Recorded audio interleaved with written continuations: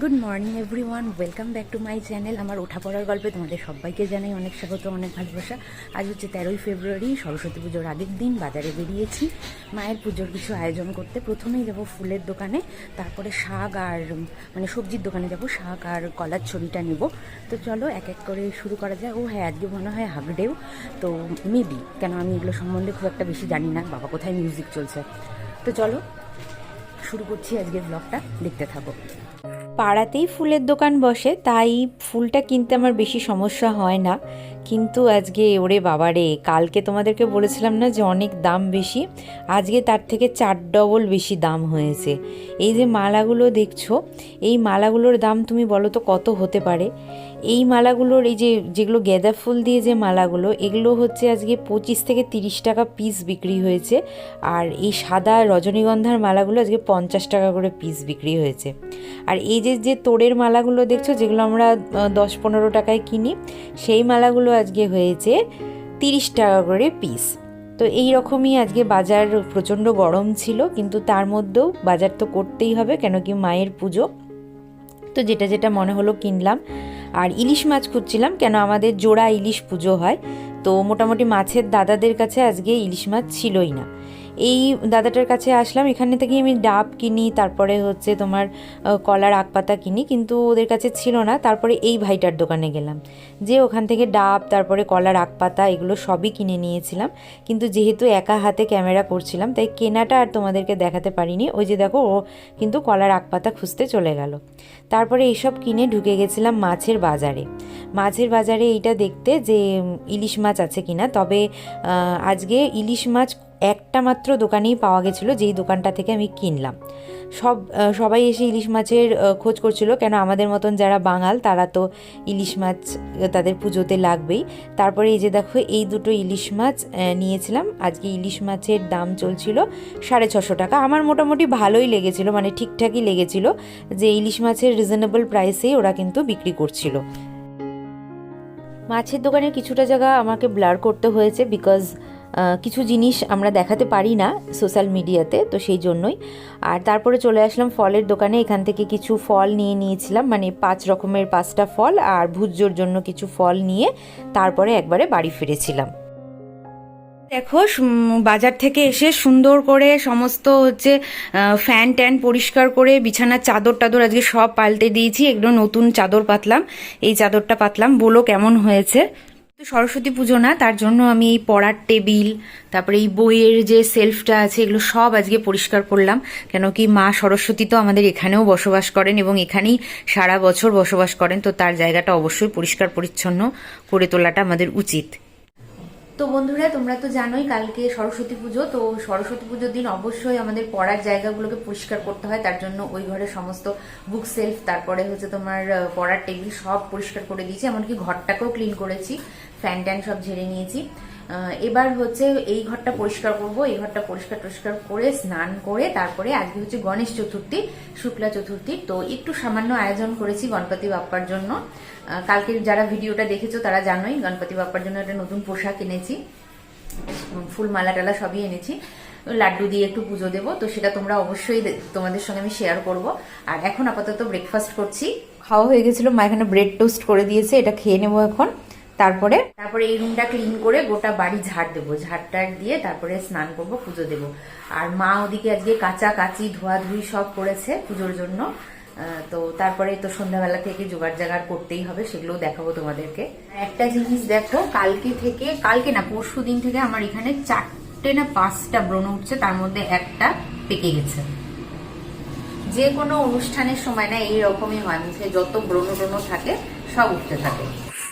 যতই ব্যস্ততা থাক না কেন, আজকে যখন গণপতি বাপ্পার জন্মদিন, তখন তার জন্য কিছু আয়োজন হবে না, এটা তো হতেই পারে না। তো তার জন্য কালকে তো একটা নতুন ড্রেস কিনেই এনেছিলাম। যারা কালকে তোমরা আমার ভিডিওটা দেখোনি তারা প্লিজ দেখে নিও। আর আজকে যে দুধ গঙ্গা জল দিয়ে একটু স্নান করিয়ে নিচ্ছি।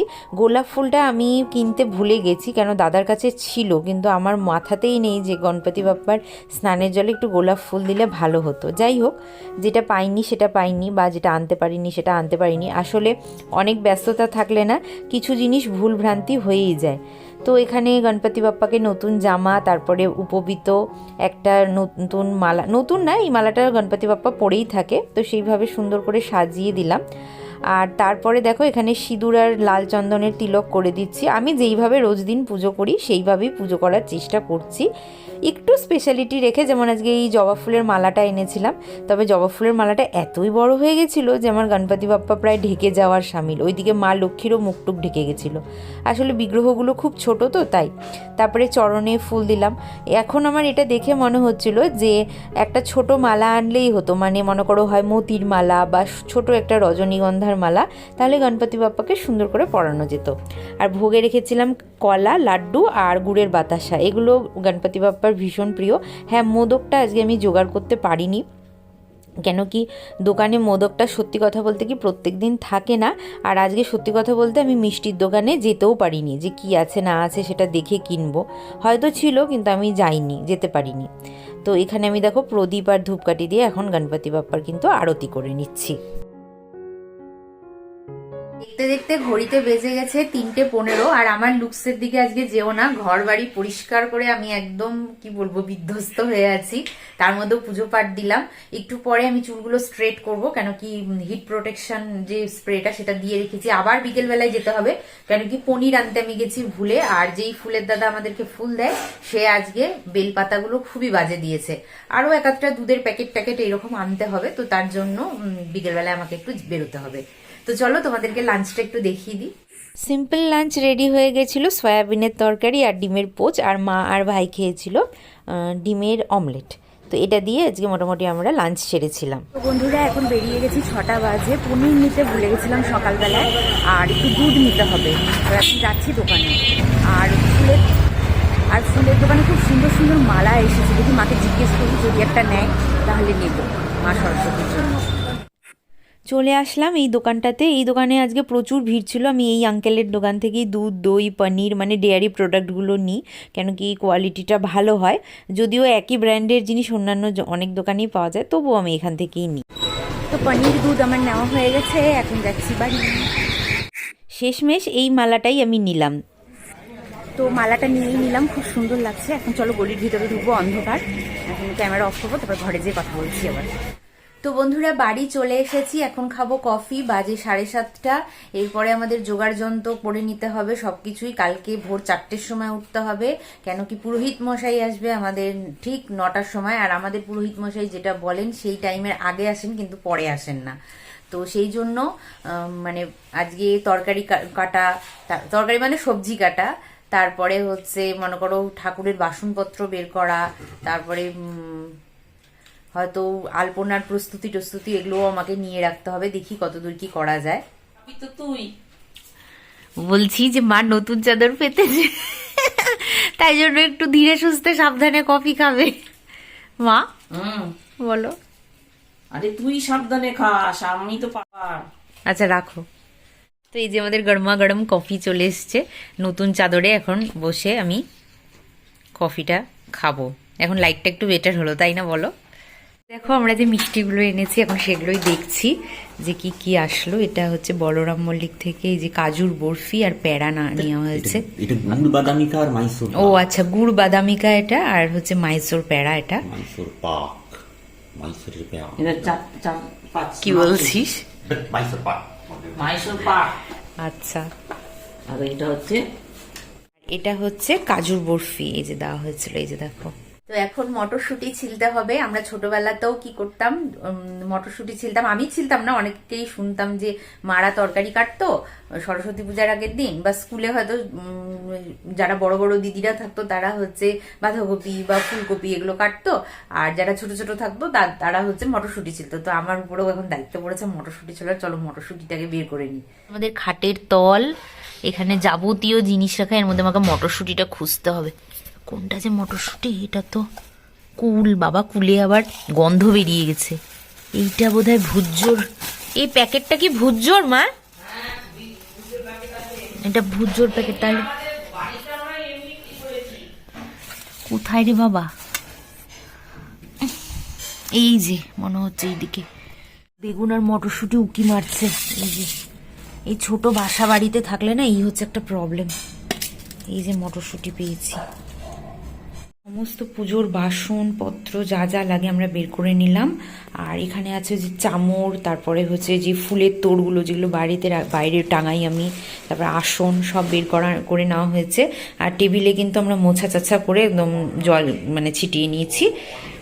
বসে গেছে তরকারি কাটতে, কালকের যে ভাজা ভুজি তরকারি যা হবে সব কেটে কুটে নিচ্ছে। এই যে মটরশুঁটি নিয়ে বসে গেছি, ছিলছি। ভাইয়ের ওই ঘরে একটা মিটিং চলছে, ওই জন্য জোরে কথা বলছে। চলো কাজ করি।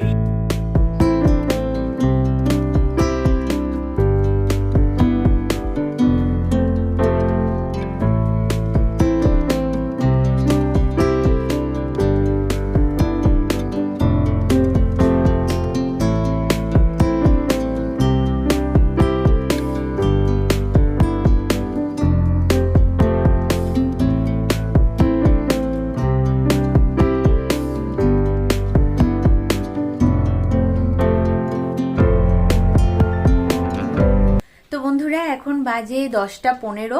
আমাদের সব কাজকর্ম সব কমপ্লিট হয়ে গেছে, মানে সমস্ত কিছু তোমার গোছ গাছ করা, তারপরে তরকারি কাটা সব হয়ে গেছে কালকের জন্য। এখন আমি বসে ভিডিওটা এডিট করব, তার আগে আমরা সবাই মিলে একসঙ্গে ডিনার করে নেব।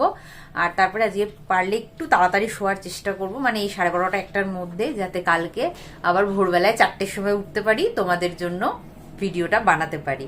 আর অবশ্যই সরস্বতী পুজোর আয়োজন তো আছেই। চলো এত দূর অবধি যদি দেখে থাকো তাহলে, আর আজকের ভিডিওটা যদি তোমাদের ভালো লেগে থাকে তাহলে অবশ্যই ভিডিওটিকে লাইক এবং শেয়ার করো। আর যারা আজকে আমার কাছে নতুন এসছো, আমার ভিডিও দেখছো নতুন, তাদের কাছেও আমার রিকোয়েস্ট থাকবে যে এই ধরনের ভিডিও দেখার জন্য চ্যানেলটাকে সাবস্ক্রাইব করে নিতেই পারো। তো চলো আজকের মতন এখানেই শেষ করছি, দেখা হবে সরস্বতী পুজো ব্লগ নিয়ে। ততক্ষণের জন্য take care, good night and bye by.